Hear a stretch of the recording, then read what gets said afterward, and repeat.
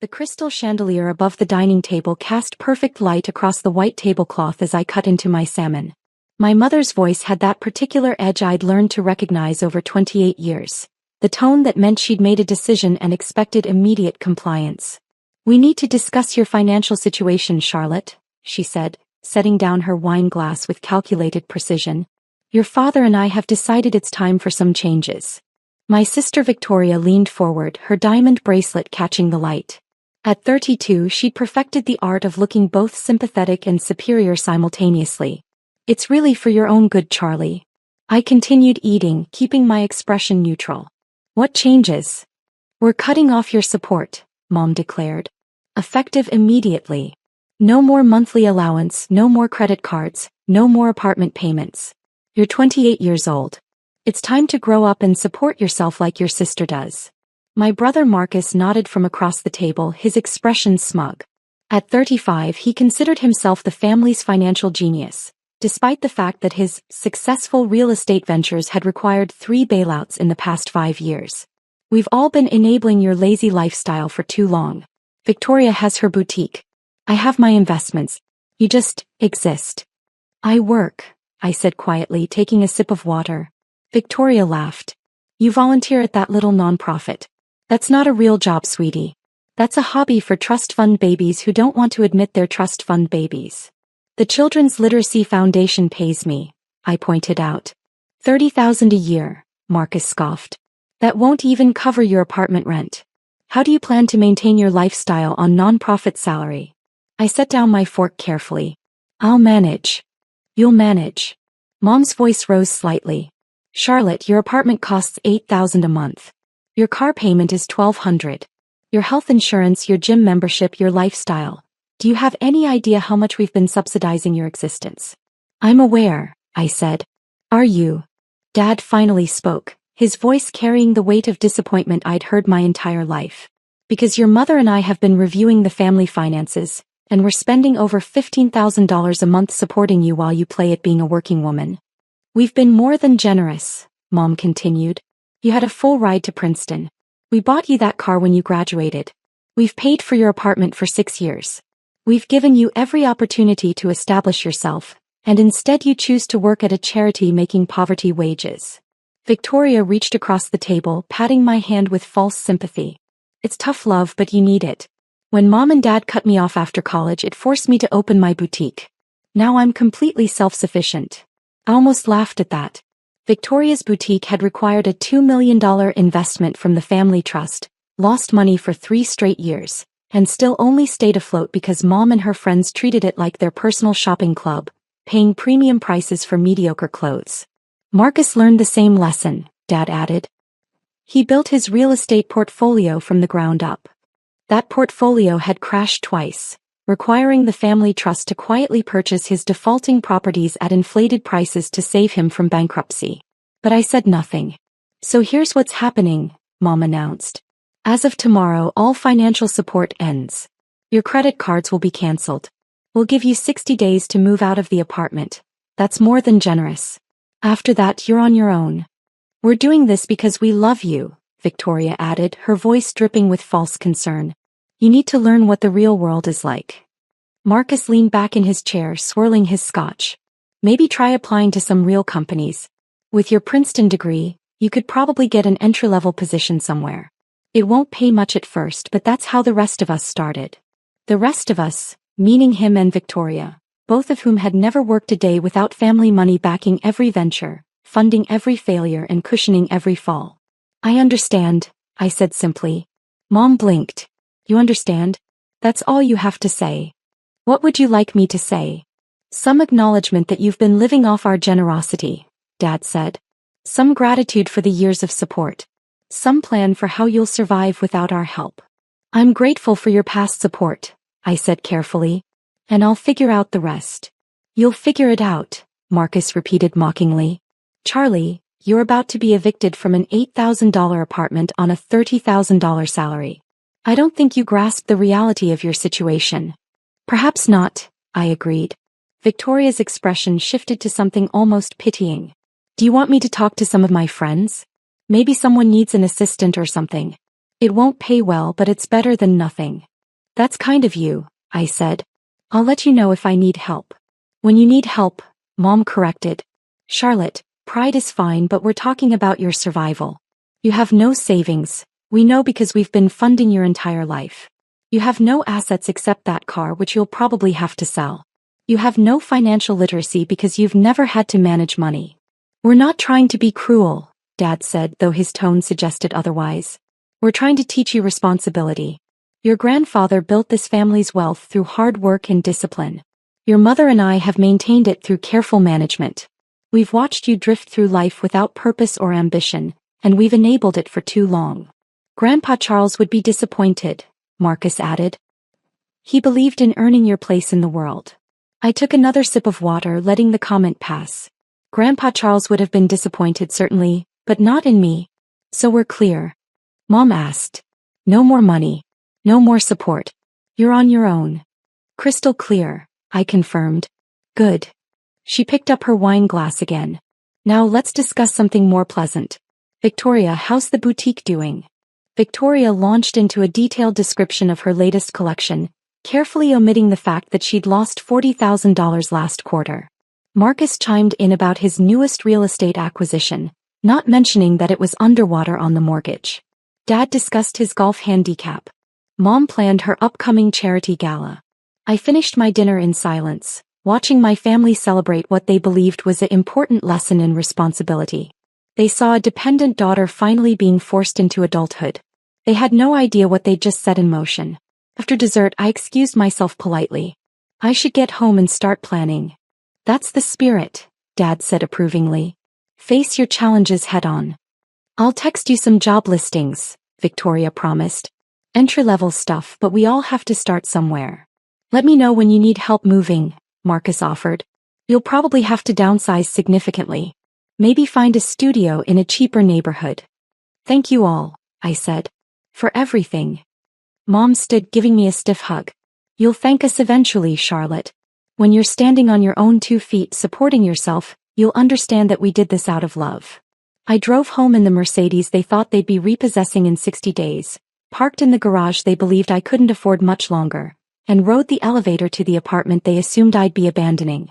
Once inside, I poured myself a glass of wine and sat on the couch, my phone in hand. The screen showed 3 missed calls from the same number. Whitmore and Associates Trust Administration. I'd been ignoring them during dinner, knowing exactly why they were calling.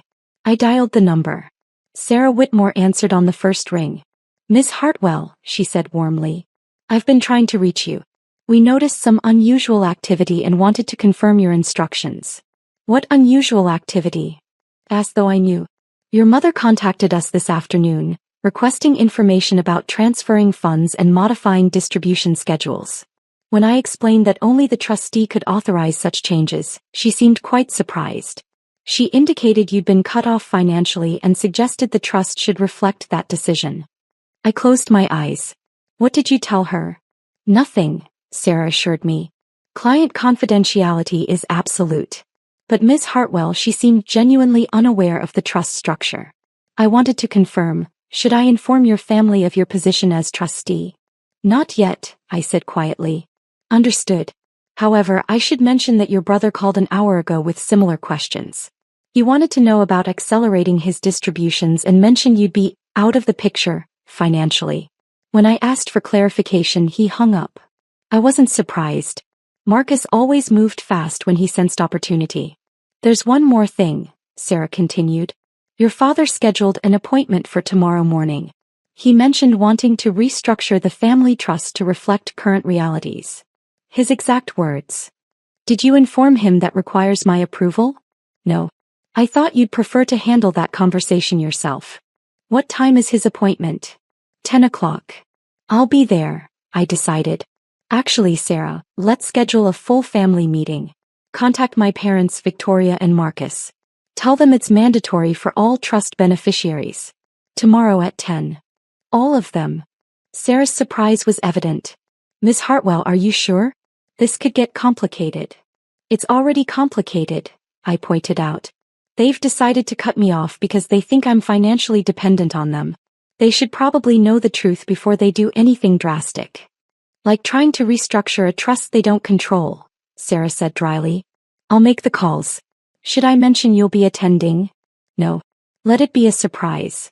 After I hung up, I walked to my home office and opened the locked file cabinet where I kept the documents my family had never bothered to read. The trust documents, the financial statements, the distribution schedules, the succession plans. Grandpa Charles had established the family trust 40 years ago with $30 million from the sale of his manufacturing company. Through careful management and strategic investments, it had grown to $80 million. The trust provided monthly distributions to all family members, funded their businesses, paid for their homes and maintained their lifestyle. And for the past 7 years since Grandpa's death, I'd been the trustee. Not because I'd asked for the position.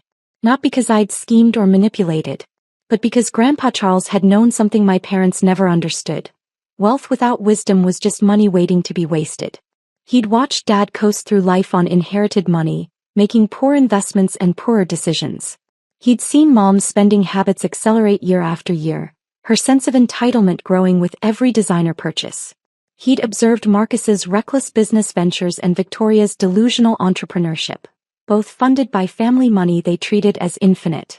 And he'd watched me quietly study finance at Princeton, intern at Whitmore and Associates during my summers, and ask him careful questions about trust management and fiduciary responsibility. Most people think being rich is about spending money, he told me during one of our last conversations. But real wealth is about preserving it for future generations. Your parents don't understand that. Your siblings won't learn it. But you, Charlotte, you have the temperament for stewardship. He changed the trust documents 2 weeks before his death, naming me as successor trustee with full discretionary authority over all distributions. My parents and siblings were beneficiaries, entitled to monthly distributions at my discretion.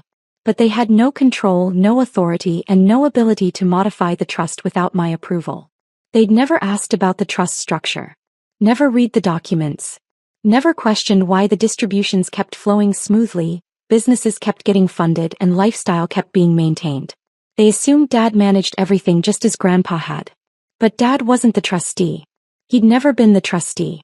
And tomorrow, when he walked into Whitmore and Associates expecting to restructure the family trust to punish his disappointing daughter, he was going to learn exactly who controlled the $80 million his entire life depended on. I slept surprisingly well that night.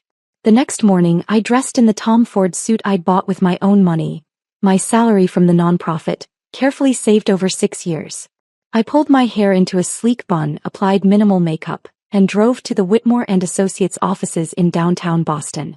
Sarah met me in the lobby, her expression carefully professional but her eyes amused. They're all in the main conference room. Your father arrived early and has been pacing for 20 minutes. Your mother keeps asking why this meeting is necessary. Marcus tried to reschedule, and Victoria is confused about why she needs to be here at all. And they don't know I'm coming? I said all trust beneficiaries were required to attend. I never mentioned you were also the trustee. She paused. Are you ready for this? I've been ready for 7 years, I said. I just hoped it wouldn't come to this. We walked to the conference room together. Through the glass walls I could see my family arranged around the mahogany table. Dad sat at the head looking proprietary. Mom was checking her phone. Marcus was typing on his laptop. Victoria was examining her manicure.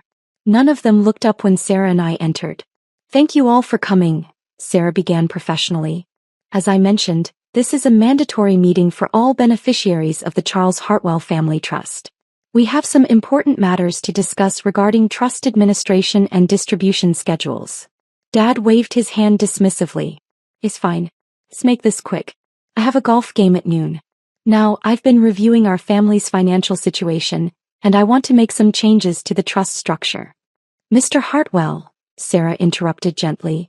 Before we discuss any potential changes, I need to ensure everyone understands the current trust structure. Are you familiar with the terms of your father's trust? Of course, Dad said impatiently. My father established it 40 years ago. I've been managing it since his death. It provides distributions to family members and funds various family needs. Simple enough. I see. Sarah's tone remained neutral. And you believe you're the trustee? Obviously. I'm the eldest son. My father's successor. That's how these things work. Mom nodded agreement. Marcus and Victoria looked bored. I remained silent, standing near the door. Mr. Hartwell, Sarah said carefully, I'm afraid there's been a misunderstanding. You're not the trustee of the Charles Hartwell Family Trust. You never have been. The room went completely still. Dad's face reddened. That's ridiculous. Of course I'm the trustee. Who else would it be? According to the trust documents executed by your father 7 years ago, the current trustee is Charlotte Hartwell. For heads turned to look at me. The silence stretched for 5 long seconds. Then Dad laughed. That's absurd, Charlotte. She's just the person who's been managing your monthly distributions for 7 years, Sarah finished smoothly. The person who approved Marcus's real estate bailouts. The person who funded Victoria's boutique. The person who's maintained all of your lifestyles while working at a nonprofit and living within her means. This is a joke, Marcus said, his voice sharp. Charlie doesn't manage the trust. She doesn't manage anything. She works at a charity. She works at a charity, Sarah agreed, and manages an $80 million trust fund that provides the monthly distributions you all depend on.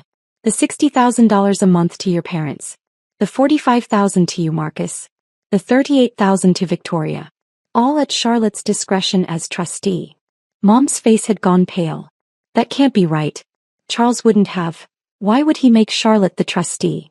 Perhaps, I said quietly, speaking for the first time since entering the room, because Grandpa knew I wouldn't treat family wealth like an infinite ATM. Victoria stood abruptly. This is insane. You're telling us that Charlie, who we just cut off financially, actually controls all of our money? Not your money, Sarah corrected. The trust's money. Money that Charles Hartwell designated for family support, with distribution amounts and terms determined by the trustee. Charlotte has been exceptionally generous in her management, approving distributions that exceed the trust's recommended guidelines and funding business ventures that most professional trustees would have declined. My real estate investments are sound, Marcus snapped. Your real estate investments have lost the trust approximately $3 million over 5 years, Sarah replied, consulting her notes. Charlotte approved bailout funding 3 times to prevent you from declaring bankruptcy.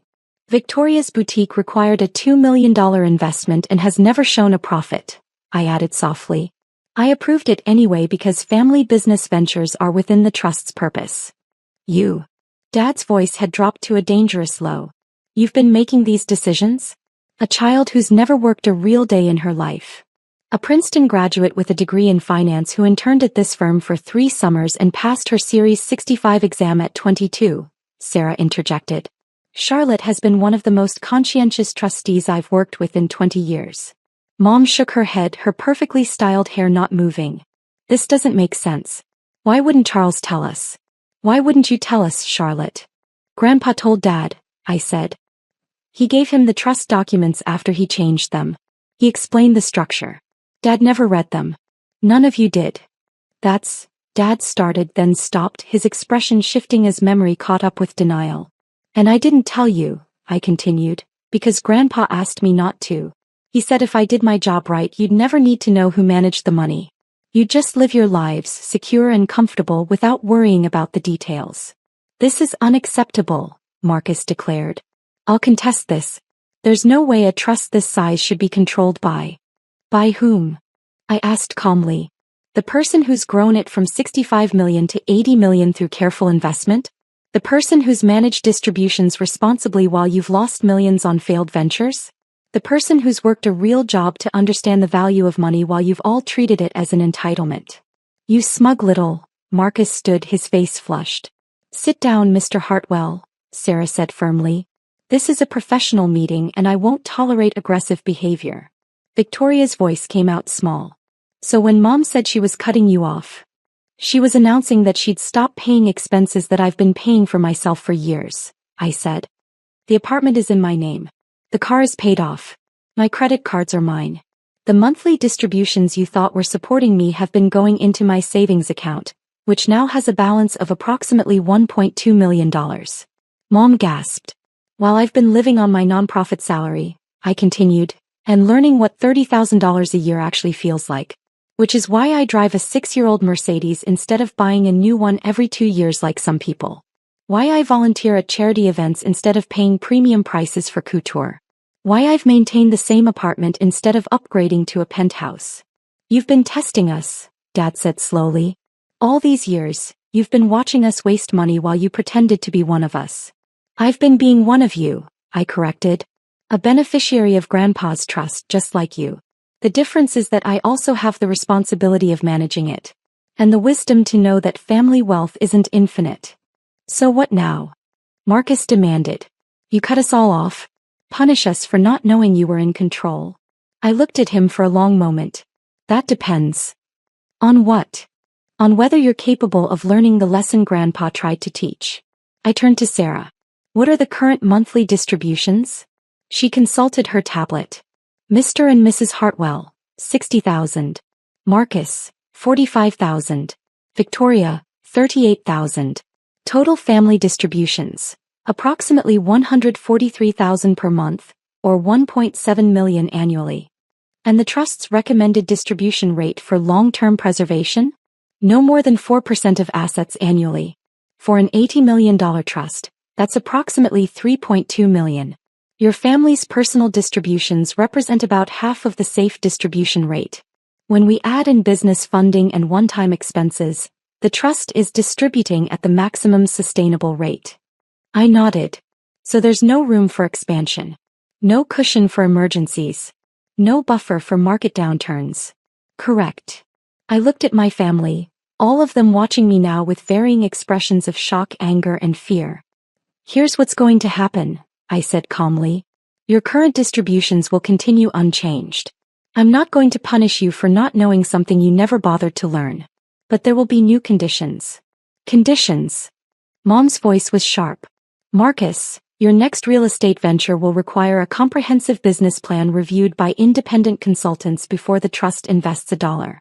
If it fails, there will be no more bailouts. You'll manage your losses with your own distribution money. Marcus opened his mouth to argue, then closed it. Victoria, your boutique has 2 years to become profitable or self-sustaining. I'll continue current funding during that period, but after that it either stands on its own or closes. I'll help you hire a real business consultant if you're interested in actually succeeding. Victoria looked stricken but nodded slowly. Mom and Dad, your distributions continue as is. But I need you to meet with a financial advisor and create a budget. A real budget that accounts for your actual spending versus income. Because eventually the trust will pass to the next generation, and they deserve the same security you've enjoyed. And if we refuse? Dad asked coldly. Then I'll reduce distributions to the minimum required by the trust documents, which is approximately 40% of what you currently receive, and put the remainder in preservation accounts for future generations. That's my right and responsibility as trustee. The room fell silent again. You can't be serious, Mom finally said. Charlotte, we're your family. Exactly, I agreed.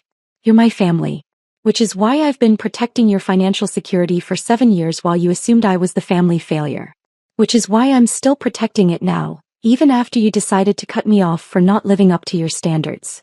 This is blackmail, Marcus declared. No, Sarah interjected. This is trust administration. Charlotte has been extraordinarily generous. Most trustees would have implemented these conditions years ago. I gave you the benefit of the doubt, I said. I hoped you'd eventually learn to value money appropriately without being forced. But yesterday when you decided to cut off my support I never needed and never used, you proved that you still see family wealth as a weapon to control people rather than a responsibility to preserve. I stood gathering my bag. Sarah will schedule individual meetings with each of you to discuss the new terms. You'll sign acknowledgement forms confirming you understand the trust structure. And then we'll move forward as a family that actually understands how our financial security works. Where are you going? Victoria asked. To work, I said simply. I have a meeting at the Children's Literacy Foundation at 11. We're launching a new program for underserved communities. It pays $30,000 a year, but it's fulfilling work. You should try it sometime, working for something other than money. I walked to the door, then paused and looked back. Oh, and one more thing. The apartment you thought you'd be repossessing in 60 days? I bought it 3 years ago. With my own savings. The car you assumed you'd be taking back? Paid off in full. The lifestyle you believed you were funding? Self-sustaining. I don't need your money. I never did. Then why didn't you tell us? Mom asked, her voice breaking slightly. Because Grandpa asked me to protect you, I said softly. From yourselves and from the world. That's what a trustee does. That's what family does. Even when the family forgets who's actually taking care of whom.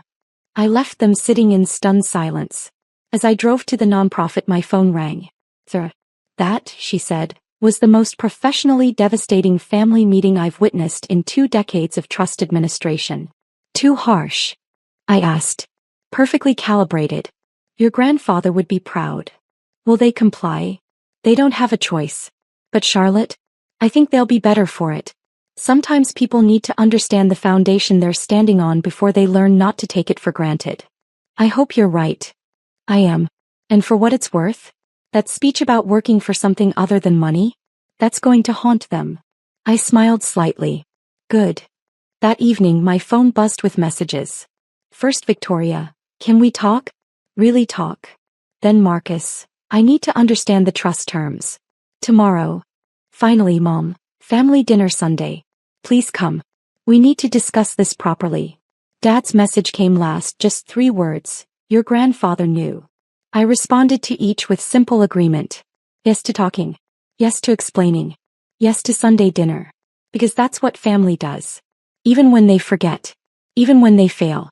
Even when they need to be reminded that love and money aren't the same thing. And that the person they dismissed as dependent was actually the one holding everything together. Grandpa Charles had known what he was doing when he made me trustee. He'd given me the tools to protect my family from their own worst impulses, the authority to preserve wealth for future generations, and the wisdom to know that real security comes from understanding value, not just having money. And now, finally, my family was ready to learn.